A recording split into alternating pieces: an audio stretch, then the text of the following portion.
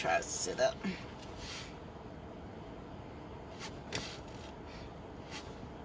Peace and blessings. Toothpaste and hair grease. I don't know who that one person is, but hey. Hey person, hey. Can't see your name. Dang, I never thought about pumping my seat up. All this time I'll be on the low, slouched down with my little short self. Yeah, I know most people think I'm about 5'7" according to social media. When I'm really like 5'2.5". I ain't even hardly breaking 5'3". One would call me a midget. I call myself 5'3". I hope everybody having a good day today. I don't know where everybody is at, but it is beautiful here in Charleston, South Carolina. We are finally starting to get into the warmer weather. It's only like 83, I think, around here. That's what it's saying on my car. But you know how the car can be deceiving. But at any rate, it's nice. I'm in my favorite spots, which is a undisclosed parking lot that I go to when I can't bust through the floor and get the little kids from running. This is my peace of mind. Wednesdays are usually my day off because I'll be soon starting back up with my group, my ladies group or whatever. But anyway, I was sitting here and I had watched a video, and then I started to think about myself, like how a lot of people say, oh, I'm thinking so much, I just got so much on my mind. Even on Facebook it asks, what's on your mind? And I got to thinking, like, we can have so much on our mind. Go ahead then. We lose track of things. We lose count of ourselves. We lose sleep. We lose so much with having so much on our mind. It's like, are we so trapped in our minds that we're not growing? You know, when we always say, I feel stagnant, I feel stuck, is that a result of things in your mind that you haven't released, that you're keeping there in a constant cycle of thinking? You know, so that's why I had put in there, because I really didn't know what I was about to talk about. But what's in your, not what's on your mind, but what's in your mind that needs to come out. It kind of made me think about writing a vision and making it plain. What good is a vision stuck in your head? Make sure nobody's trying to come up here and traffic me. I'm just kidding. What good is a thought that's just trapped in your mind? It's like basically an idea. I mean, a thought can be an idea. It can be a business plan for all, you know. But if you don't let it out, that's the same thing as not writing it down to me. Can't just keep it in your mind.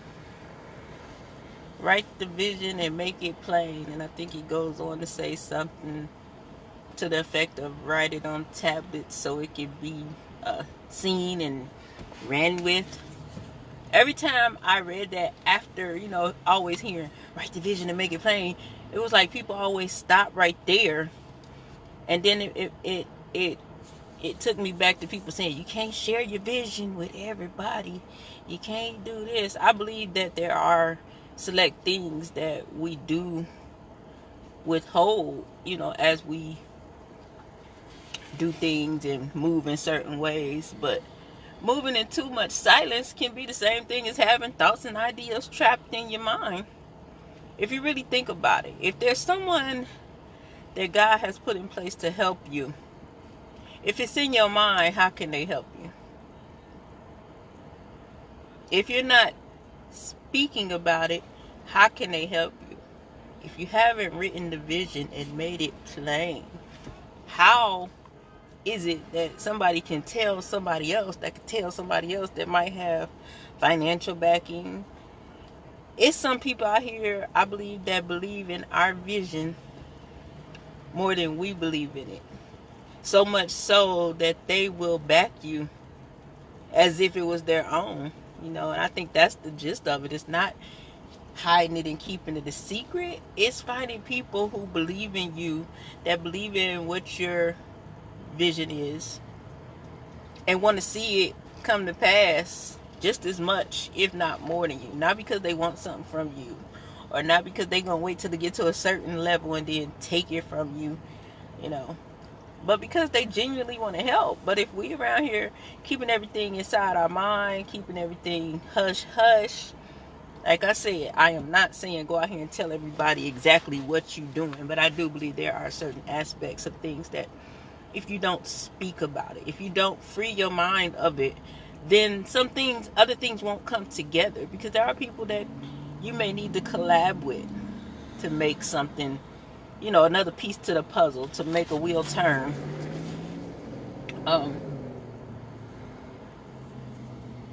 There are things that you're gonna have to put into the atmosphere. Otherwise, it's not gonna happen. They say what you put in is what you get out.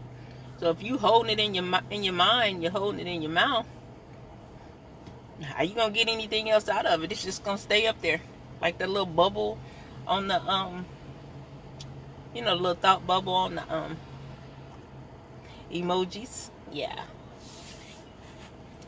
So I was really just thinking, like, how much of our stagnance or things not happening is a result of not letting it out your mind. You can have a thought and try to put it's kind of like looking at a puzzle. You buy this puzzle and you look at the box and you see the finished picture, and then you open up that box, and because you can't see the finished picture in all the pieces, then you sit there until you can start seeing those pieces come together, versus you working to put those pieces together. And working to put the pieces together means communicating. It means to let those ideas out. It means to share with some people. You have to have discernment. And know that even if you throw something out there and somebody takes it or uses it, they're not you. If it was something that you are genuinely supposed to do according to God, then it doesn't matter. It could be 55 of them. It's not the one that He told you to do. So a lot of people will have stuff trapped in their mind, thinking if they tell too soon that it's going to fail. Where's your faith? Where's your faith? I like to think of myself as a cautious, and nowadays I do operate in more wisdom than I used to, but I feel like there's still certain aspects of me that would jump out the plane and be like, oh shoot, let me grab my bag real quick, and hurry up and reach back and grab my backpack and put it on and pull that chute right before I get to the ground. If we could all be so fearless, huh? Not saying I don't have those moments, but sometimes if you don't do something, if you don't put your key in the ignition and turn it, your car will not start. It don't matter how long you sit there with that key in your hand in the driver's seat, that sucker ain't gonna start. Just like once you started, if you don't put the gear shift in the D, you ain't gonna move. You can squint your eyes tight. You can imagine. It ain't gonna happen. So it's like, not what's on your mind, what's in it that needs to come out. How many of us are hindering ourselves because we are trying to put every single detail together in our mind. If I'm putting together let's say a entertainment center, I got the frame up, but I'm having a problem figuring out how to put these shelves in. So would I just sit there and look at this thing forever, or do I ask somebody, hey, have you ever done this before? Do you know which way this goes? Could you help me? Do you have any ideas of how I could do this? Do you see anything that I did wrong that I should have did another way before I got to this point? You know, most people will call people like that your mentors, but everybody is not your mentor. Everybody don't have to be a mentor to help you. You just have to be wise in who you share these things with. And like I said, some things got to come out. Anything worth having is worth fighting for. So when you release it, yeah, you're going to have to fight like hell. It's called warfare. Especially if it's right and it's supposed to be. If it ain't supposed to be, you ain't going to have no kind of fight. It's just going to be you doing something you probably ain't supposed to do. But if it ain't no fight in it, then it's probably not necessary. I know that, you know, we go through stuff in life and it just seems so hard. But it's like, man, I'm genuinely happy, you know. My biggest woe is needing to move, because I feel like at the end of the day my peace of mind is gone. Like, I'm shot. I don't want to cook. I don't want to buy no furniture. I don't want to do nothing until I move. But at the end of the day, my battles have been great at times. Sometimes they seem to be plentiful, but I've always come out on the other side realizing that what I thought was a battle was more than likely a harvest. And that's the conclusion I came to when I opened my salon, the last one. You know, I kept saying, why do I have to do this by myself? I don't have no friends. I think I made a mistake. I shouldn't be doing this. I wanted to quit because it was hard. I felt like at every turn it was something. Even once I got it together and it opened up and I couldn't find nobody to work, it was just like so hard. But I know that every hard moment, hey Deontay, my love, I'm coming to see you because I need some food. Every hard moment that I encountered during that journey, that part of my journey, every hard encounter that I had, through tears, I always heard God's voice say, this is harvest.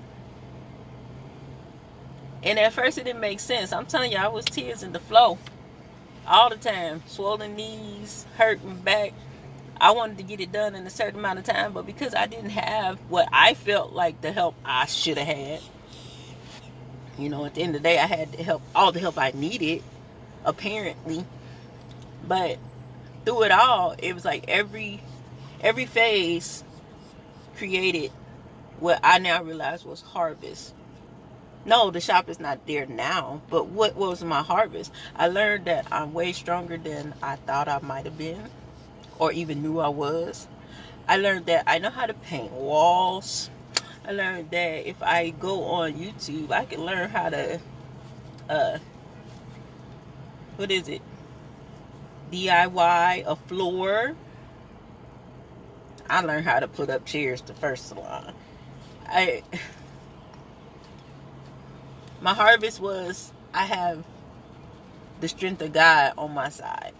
That was the harvest. It might not have been my shop is still here. You know, I had a sick parent at the time. So therefore, I chose to let it go. You know, could I have fought longer? Of course. I would have experienced more harvest. But that's the thing. People think you put in, and your harvest is boom, overflow, money, success. I think success is not giving up. I don't think it's monetary. I don't think it's how many of something that you have. I don't think it's how much of something you have. I think success is measured by not giving up and continuing to press and push. Because if you give up, then you're not successful. Whether it's beneficial. I mean, I feel like everything has a benefit. You know what I mean? And that's how we have to start looking at things. You know, in your mind, it might not seem beneficial. But in real life, it's very beneficial to go through the things that are presented before you. I think that we take that tactic of trying to protect ourselves, to not have to deal with, to not have to go through. But If our life was already planned out before we was in our mother's womb, what makes us think that every single thing that we're going through, yeah, some things by choice we shouldn't have went through, but that still don't mean God didn't know we wasn't gonna do it. But the journey is the journey. This is the way you gotta go. It might be harder for me than it was for Shay Shay over there, because that's not my journey. My journey might say I need to take this a little more difficult route, because when I get through that, it's going to be somebody right there that I need to help to understand how to navigate through something to keep them from having to go through what I went through. We might not think it's right, we might think it's a little tight, but I believe that's how God operates. He gives us everything we need on the inside of us already.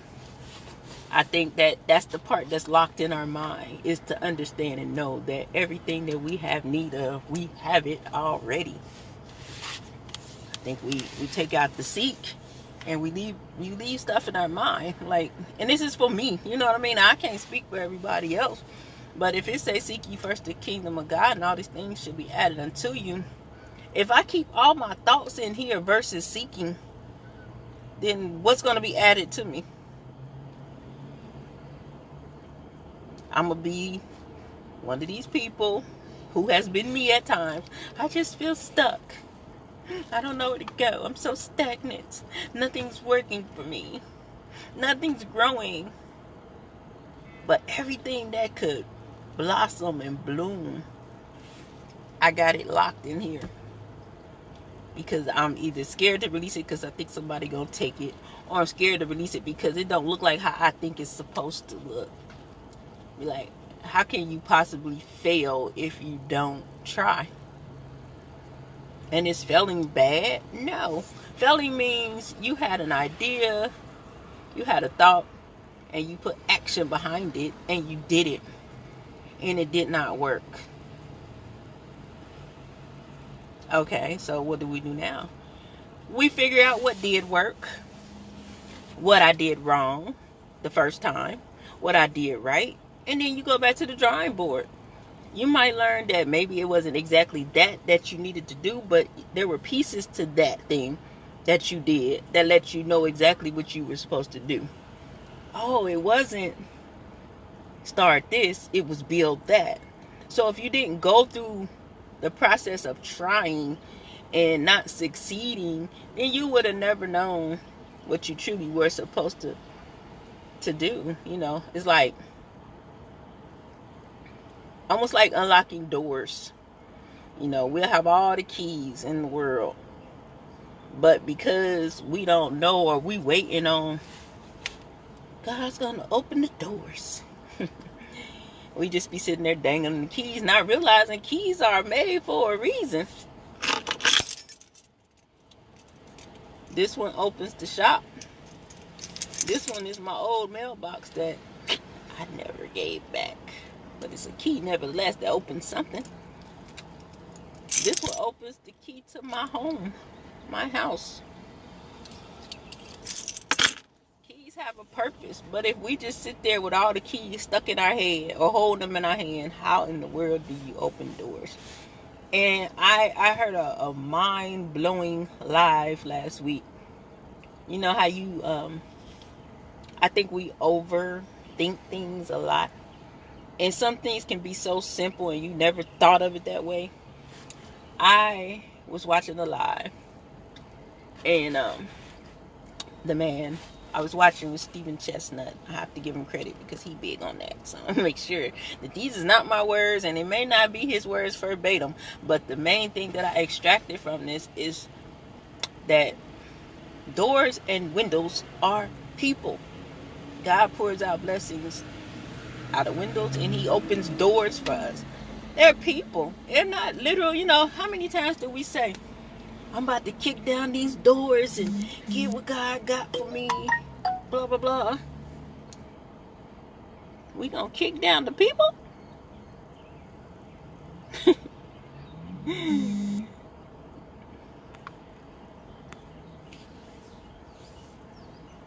But yeah, it was mind-blowing, the fact that he said people are doors. Evil things are usually coming through gates, but I ain't talking about gates because I ain't that deep and I ain't trying to go that deep. But doors are people. Windows are people.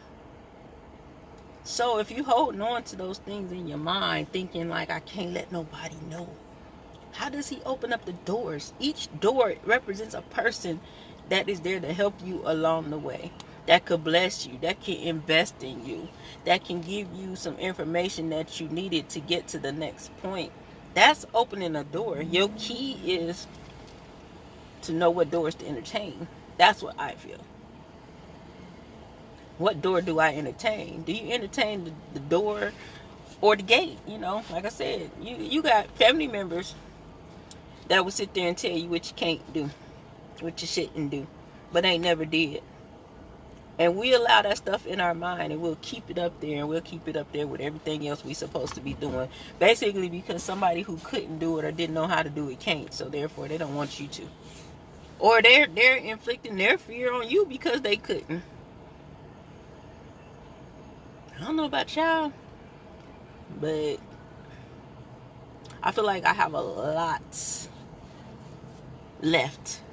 I ain't nothing but 49 years old. I have a lot left, and it may not be a lot left in styling hair, but I'm gonna style hair as long as the Lord tell me to. That you can bet. So, whew, I don't like to say it out loud, but if he say you be 65 styling hair, just know that's the only reason why I'm still styling hair at 65 is because God said so. Because I swear I wasn't going to be doing hair at 55. But that's my man, you know. But I still love doing hair, so I'm okay. As long as I really want to be at the point where I don't have to do hair if I don't want to. That's why I'm starting now to engage myself in ways where I can see the doors. The doors that are placed before me, you know. Right now, I don't think I'm worried about the table before my enemies. I ain't got time for them people, man. I don't know who my enemies are because I don't give them that much thought at all. I don't know who a hater is. I don't. At this point, it's like, what am I doing so great that a hater wants to entertain me? Let me know so I can monetize it. But I don't really feel like I have that stuff. But that's my mentality. You know, some people wake up every day to celebrate their haters. Or who thought they could hold them down and all that stuff. Can't nobody hold you down but you. Ain't no hater in the world that can stop you from anything but you. Which means, more than likely, it's not a hater. It's just stuff you're keeping stuck in your mind. Or you're scared to do because you don't know how it doesn't, you don't feel like it looks the way you think it should look, or it doesn't feel the way you thought it would feel. But that don't mean don't do it. It just means that your way wasn't God's way, more than likely, but it's the way. You got to do it, but you ain't supposed to do it the way Jamaica thought she was gonna do it. I want you to do it this way. How much do you trust that? That's why I said I'm trying to position myself so that when doors are presented before me, whether it's a door that opens up and it's mass clients come out, whether if it's a door that opens up and it's somebody that wants me to do something for them, you know, that door might open up and somebody say, I need you to pray for me. That's what I'm going to do, you know. I feel like every opportunity that comes, if it's beneficial and it helps me to grow, then that's the door I need to be entertaining or going through. You know, so what I've been doing lately is, y'all might see me, you know, taking my little stories. And I'm not out of town when I'm on those stories. A little secret there. I'm probably 7 minutes away from my house usually, on what I would classify as a staycation. By choice, you know, like I said, right now I can't move. But I don't buy a lot of clothes and shoes and stuff like that. So I choose to give myself a staycation every once in a while. But when I'm on that staycation, I talk to a lot of different people. And what I'm starting to realize is You know, a lot of people will sit in a room full of people and won't talk to people because they don't look like them, because they don't sound like them, talk, walk, or whatever. Me being a people observer for many years, even from a kid, I just watch. I used to watch how people walk. I would sit downtown in Dayton, in Great State. It was on the corner of, I forgot what street, in Maine. And I would sit there on the corner in the window in the restaurant, and I would sit there and just watch people. I would see men, women, short, tall, heavy set, really skinny, on bikes. And I would just watch people, and I would just like, wow, everybody is different. Like, by, as human beings, as a human, that makes us all the same. We all bleed blood. We're all human. We all breathe in the same oxygen, but we're all so different. But we're the same by, I mean, that's one major factor that makes us the same, you know. Now, we can't throw in there how other people think and all that stuff, but the difference is, but that didn't make me say, well, she walked funny, I don't want to talk to her. Even though I got in several fights because I walked funny when I was little or younger. Go figure. She walked with her butt sticking out. Well, y'all just don't know. While y'all going down here spending all that money,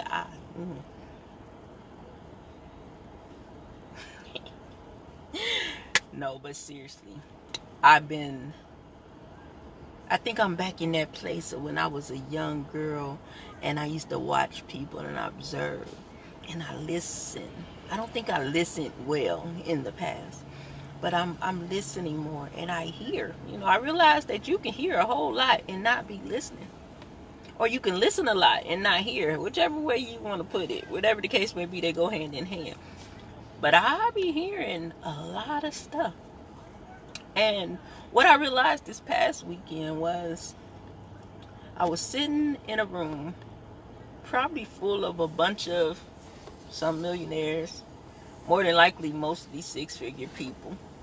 And I always said when I was younger, even before I really got serious in life and business, I always said I don't want to be around broke people. I want to put my shoulders against people who have what I strive to have. I don't want them to give me nothing. Now, I'll take a blessing.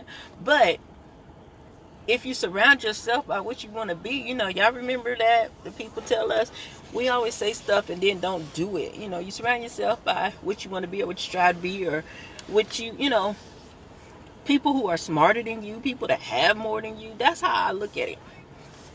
And I sit there and I listen to people kind of tell their life stories. And it's funny because even people that are well off fabricate. They fabricate. But I learned still. I sat there and watched three men have a conversation, and one talked about how he was a Navy SEAL and he did this and that. And then when he left, the other two men were like, yeah, he was a great guy, but I really don't think he was a Navy SEAL because, and they started to ponder upon why they thought he wasn't a Navy SEAL. I'm like, this is crazy. But it never dawned on me that even the most secure people will fabricate or lavish their lifestyle, even when they don't have to. You know, here I am sitting over there,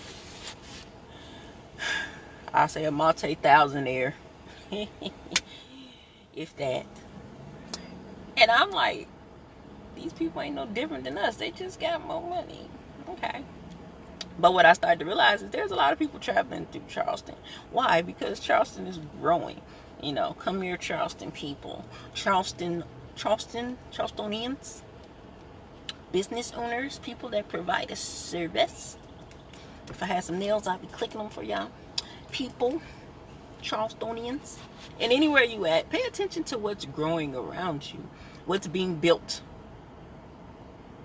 My pastor always say to her husband, build builder.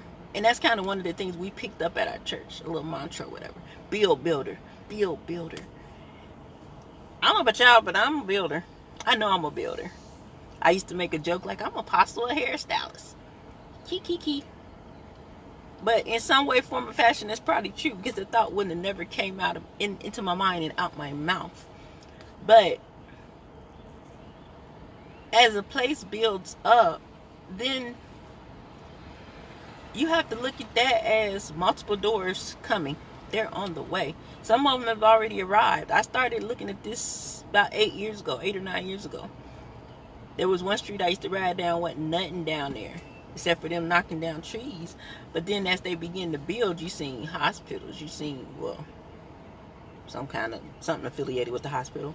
You seen factories. I saw BMW being built and then come here. I saw Boeing being built, then come here. I saw Flatland turn into a whole plaza, Planet Fitness, and where we used to see a lot of what is it called, drugstores popping up. Around here, there's a lot of storage facilities popping up. Ding, ding, ding. So many people are moving here for work.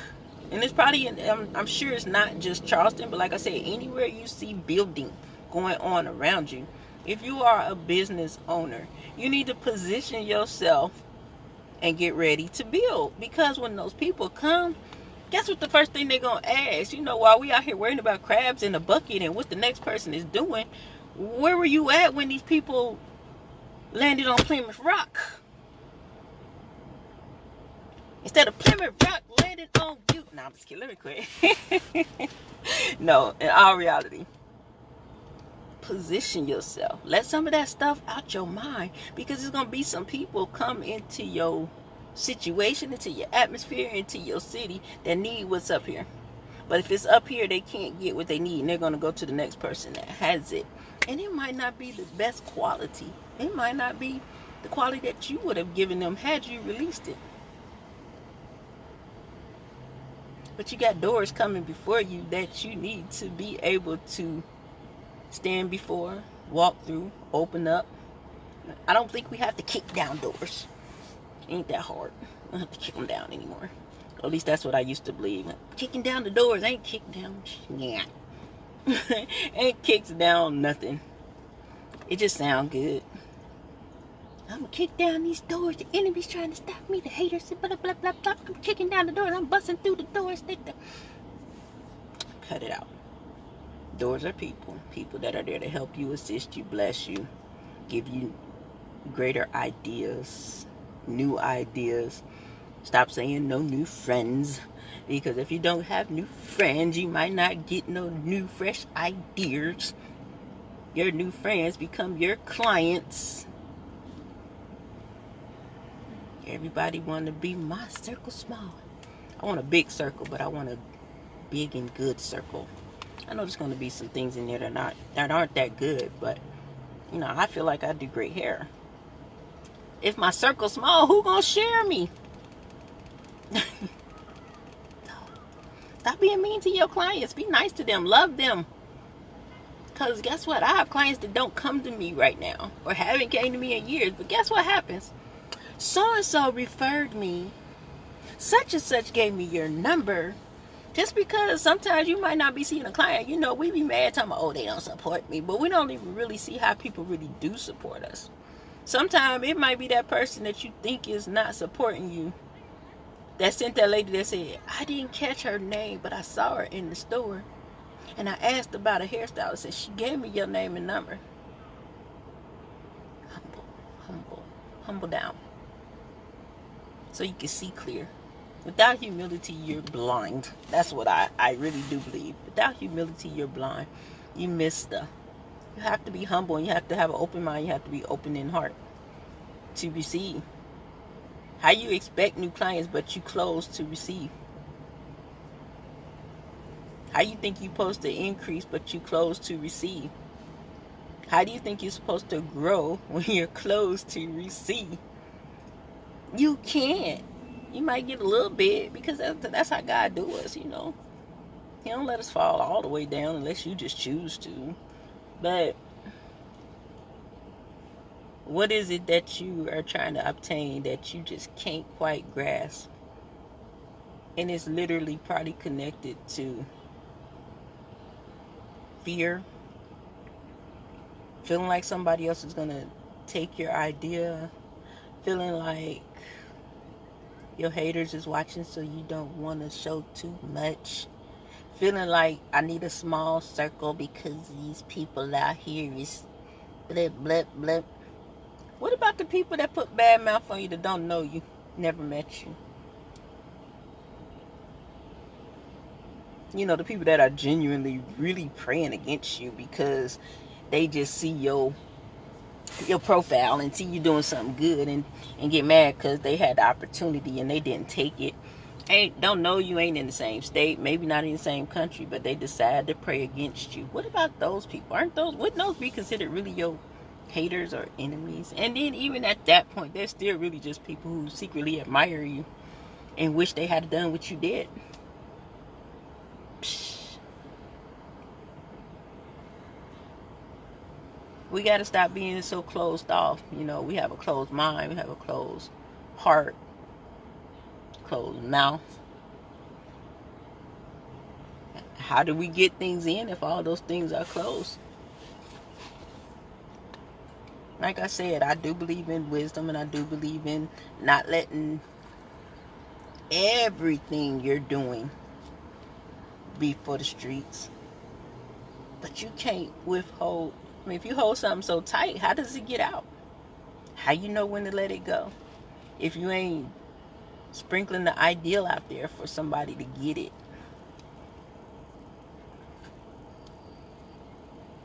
I'm about to take a trichology course in July. Would it be beneficial for me to wait until I complete the course and get my certificate and then say, oh, y'all, guess what? I'm a certified trichologist. Or is it wise for me to start talking to my clients now with excitement? This was a conversation for me and my mentor yesterday. And say, you know what? I'm about to take a trichology class. Because guess why? I don't know if I thought I needed it or not. But I know I had a friend who knows all about it. And if I had a question, I can call her on the phone. And I can say, hey, girl, hey. I have a client that has XYZ wrong with her hair. What do you think? What do you suggest? She don't hold it in. She don't say the game is be sold, not told. She tell me. But how much better is it if I go and learn it myself, and then I don't have to call her unless I just absolutely do not know? Why would I wait until after the fact to start telling my clients what I'm going to do? Because guess what? When I talk about them people being doors, when they touch down and my client is saying, oh yeah, my stylist, she's Jamaica Shearer, and she's a short hair specialist. She's the bomb in hair cutting, precision cuts. She loves doing blowouts. She does color. She's not into the weave, but she will direct you to somebody that can help you if she can't. Oh yeah, by the way, she's certified trichologist. You said you had some issues going on with your scalp. You said you suffer a little bit of alopecia. Oh yeah, my girl can help you. And guess what? She loves you from the inside out. When you get done, you feel so good. Your hair is just like your hat on the suit. That's what everybody should be striving to do. It's not about, I mean, you can make somebody's hair look good in routine and repetition and religiously over and over, and do great hair, make your money, and that's it. But what do they say beyond, oh yeah, Jamaica did my hair, here's her card, here's her number. That's what I'm more interested in. I love when I look at my reviews on my booking site, and you know, people really express how they felt, and sometimes you don't know until you look at something like that. But yeah, don't wait to start sprinkling a little bit of something, because what you sprinkle may determine who seeks you out for something they need. If don't nobody know you doing it, if it's gonna take you another 3-4 months to do it, but you know you're gonna do it, why not start promoting it now? Coming soon. I'll be adding this to my services. Coming soon, I'll be adding carrot cake cookies to my menu. Starting soon, we'll be having lima beans and rice added to the menu. Starting soon, I'll be taking on 8 to 10 year olds, along with 2 to 6 or however. I don't know. I'm not a daycare worker. I'm just throwing some stuff out there. Coming soon, I'll be certified to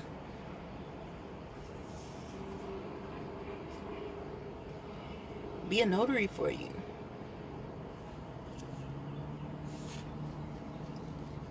What's in your mind that needs to come out? Is it a book?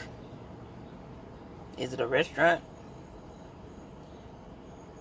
Is it a new style as a stylist that you think you created and ain't nobody really doing it, but you kind of nervous about putting it out there?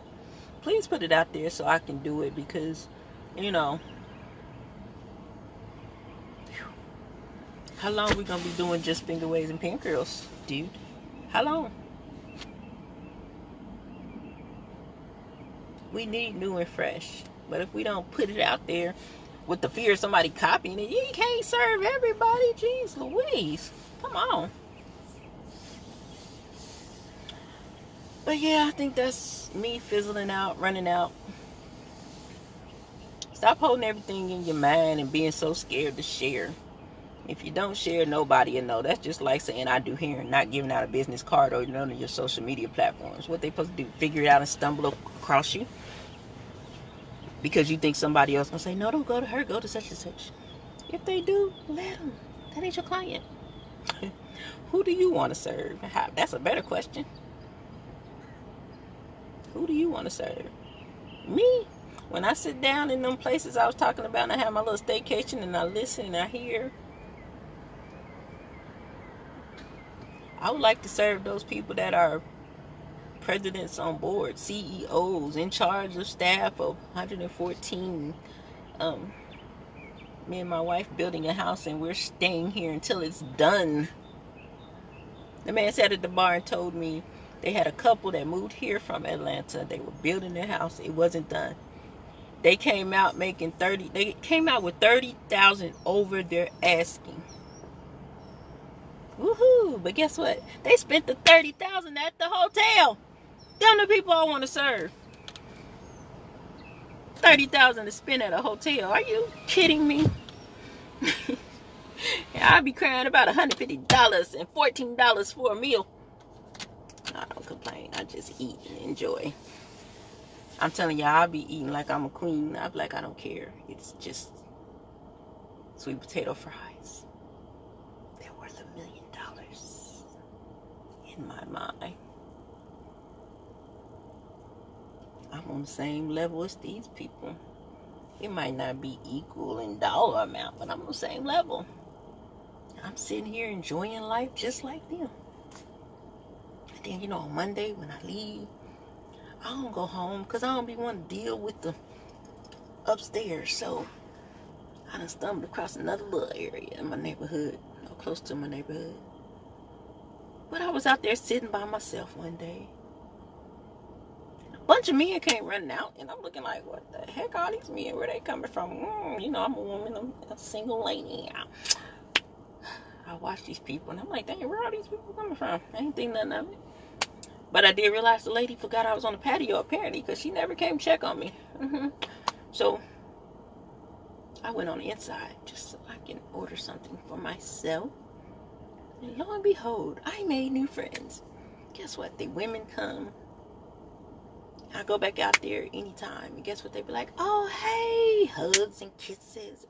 But guess what? They all are doing great things. They're all successful people. They are out there. We don't have to be around knuckleheads all the time to have a good time. But I think that with the pandemic, I wasn't, none of us was going anywhere when they shut down. But then after the fact, I was so conditioned not to do anything. It just was normal not to do anything, not to step outside the box, not to go places and mix and mingle with people. But obviously, I'm not saying things are gone, but I feel like in my spirit, it's died down enough because I'm doing things freely and not even having to think about it. And as I do that, I'm meeting people that I know can give me great advice, that can give me connects to other people I may need, that can give me information that I need, because they've been there, done that. I'm hanging out with presidents of certain companies or organizations.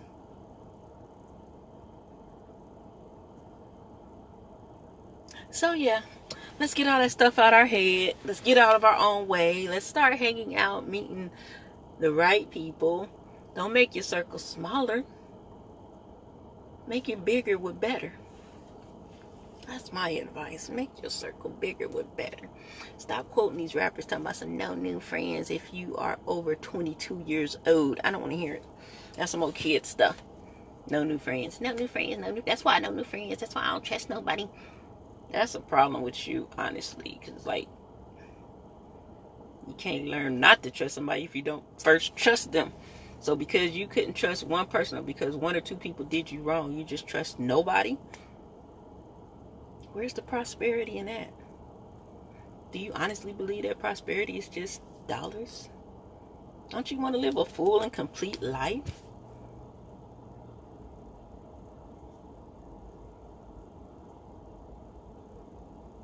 He said he came so that we have life and have it more abundantly.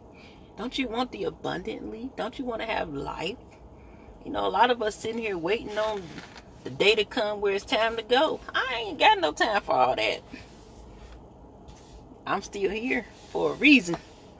So at least let me try to do what it is that I can do to help others that will prosper me, that will open the door to that more abundantly for me, which in turn will open the door to more abundantly for somebody else. You know, some people don't. We'll say, I'm spiritual, I ain't religious. I'm not religious. I'm spiritual. If you're spiritual, then be spiritual. Don't be spiritual because you hold rocks in your hand. Be spiritual because you're connected to something. Be spiritual because you're using what your grandmama taught you, your mama taught you. You don't have to be a dead person to come and make you spiritual. What about your auntie that's still giving you advice today? Be spiritually connected to the living. Oh my God, you know, be spiritually connected to the living. What a dead man gonna do for you? I'm sorry. Y'all might be mad at that, but what is a dead person going to do for you? Unless you know them. Even in that case, my mother and father, perfect example. God, I wish they was here. But I know that, you know, God's will is God's will. But at the end of the day, they can't help me from that side. Only thing now I can do is remember what they taught me. The things that I might have ignored back in the day, that I missed, that I didn't understand. I can only use that stuff from them. It's not them from the grave doing nothing. I only have what they put in me in the time that God allowed us to be together. But I got older clients that I glean from. I have my pastors. I have friends at church that if I text them, they're going to pour into me life. You know what I mean? They're not dead. They're alive. Ancestor. Be spiritual for the right reasons. Spiritual to me is connected. I'm connected to God, so he connects me to people. People connect me to the things that can lead me into the right things, that lead me to light, not darkness. That's being spiritual. I mean, you mess around talking to dead people and all that stuff, you over spiritual, man. Whatever, miss me with that. But anyhow, that's another tap and play and say for another day. And I'm about to get off of here because I've been sitting in this parking lot literally. I don't even know what time it is. Let's see. I've been out here a long time. I think I came out here about 11 o'clock. Yeah. 2.5 hours. I done had lunch. I done had YouTube a little bit. I done sat here and talked to y'all longer than I expected to. But, yeah. If you are listening to this on the replay, I hope that you can take at least one thing. Remember, it only takes a mustard seed of faith. If you don't take anything from the whole entire video, take that it takes a mustard seed of faith, and then go look at how little a mustard seed is. And if you are here and I just happen to can't see you, I thank you for sticking around and listening to my rant. And I hope that you gain something out of it. Now remember, learning is learning what to do and what not to do. So if I taught you everything not to do, then you learn. Ha. Say hallelujah. Amen. Praise God. So I'm about to get off of here. I love everybody, and I will be back again whenever something just starts bubbling up in my mind, in my gut, or in my heart. Peace out.